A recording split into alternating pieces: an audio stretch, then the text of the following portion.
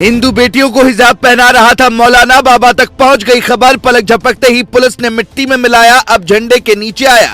कई मदरसों पर बुलडोजर बाबा की सबसे बड़ी कार्रवाई, मिट्टी में मिलाते हुए दे दिया सबसे बड़ा अल्टीमेटम, चिल्लाते रह गए मौलाना।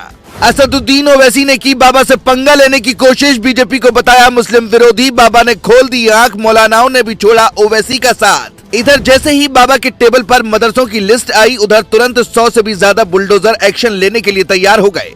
योगी ने आधी रात को ही कसम खा ली कि 24 घंटे के अंदर ही सारा खेल खत्म होना चाहिए, जिसके बाद लखनऊ से लेकर दिल्ली तक कोहराम मच गया और हैदराबाद वाले भाईजान तो पूरी तरह से आग बबूला हो गए। किसी ने सपने में भी नहीं सोचा था कि योगी एक झटके में ही इतनी बड़ी कार्रवाई कर देंगे।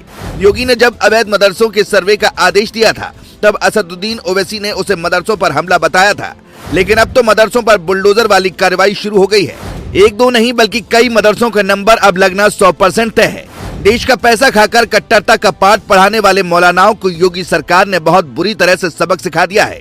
23 जुलाई की तारीख को लेकर मौलानाओं में भगदड़ क्यों मची है, इस पर आगे आएंगे, लेकिन उससे पहले मध्य प्रदेश के मुख्यमंत्री शिवराज सिंह चौहान ने कैसे योगी बाबा से आशीर्वाद लेकर वहां पर हिंदू बेटियों को हिजाब पहनाने वाली मौलाना के ऊपर कितना बड़ा एक्शन लिया है, पहले उसके बारे में जान लीजिए।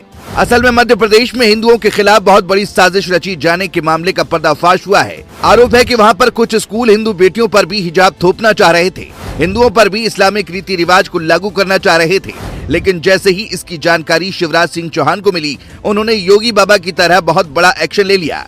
मामला मध्य प्रदेश के दमोह जिले का है, जहाँ पर गंगा जमुना नाम के स्कूल में ये खेल चल रहा था। प्रशासन ने इस मामले में 3 दिन की मोहलत दे दी है, उसके बाद बुलडोजर वाली कार्रवाई होनी तय मानी जा रही है।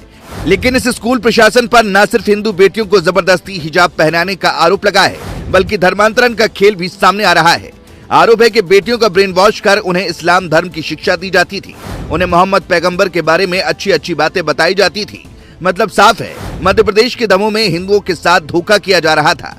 अब जब शिवराज सिंह चौहान ने बाबा योगी के कदमों पर चलने का फैसला किया, मध्य प्रदेश के लोग भी कहने लगे बुलडोजर बाबा जिंदाबाद। इसीलिए माना जा रहा है कि वहां मामा यानी मध्य प्रदेश के बाबा शिवराज सिंह चौहान भी अब योगी के कदमों पर चलने की ठान चुके हैं। लेकिन उधर स्कूल पर बुलडोजर चलाने की तैयारी चल रही थी और इधर योगी आदित्यनाथ ने एक और बड़ा आदेश दे दिया, जिसके बाद मौलानाओं के होश ठिकाने आ गए। ऐसी खबरें लगातार आ रही थी कि नेपाल की सीमा से सटे मदरसों में काफी गड़बड़ की जा रही है, बाहर से पैसा मंगवा कर भारत की विरोध का एजेंडा चलाया जा रहा है। इसीलिए योगी आदित्यनाथ ने तुरंत अधिकारियों को ऐसे मदरसों का सर्वे का आदेश दे दिया। मदरसों के सर्वे के लिए अलग अलग टीमें बनाई गई हैं, जो नेपाल सीमा के करीब वाले 9 जिलों में सर्वे करेंगी। सर्वे करने के बाद टीमों को 23 जुलाई तक बाबा की टेबल पर रिपोर्ट भेजनी ही होगी, जिसके बाद वो तय करेंगे कि अवैध रूप से चलाए जा रहे मदरसों पर क्या कार्रवाई की जाए। योगी आदित्यनाथ कई बार ये साफ कर चुके हैं कि हिंदू धर्म से मजाक करने वालों को किसी भी सूरत में बख्शा नहीं जाएगा, लेकिन जब इसके बावजूद मदरसों से ऐसी खबरें सामने आती हैं कि मदरसों के अंदर देश विरोधी ताकतें काम कर रही हैं, तो योगी को गुस्सा आना लाजमी है। अब देखने वाली बात यह होगी कि 23 जुलाई तक कितने मदरसे सर्वे में फेल पाए जाते हैं। योगी सरकार ने पिछले साल जो मदरसों का सर्वे कराया था, उसमें कई ऐसे मदरसे मिले थे जिनके कनेक्शन सीधे दुबई और पाकिस्तान से पाए गए थे। आरोप था कि मदरसों को चलाने के लिए बाहर से पैसे आते थे।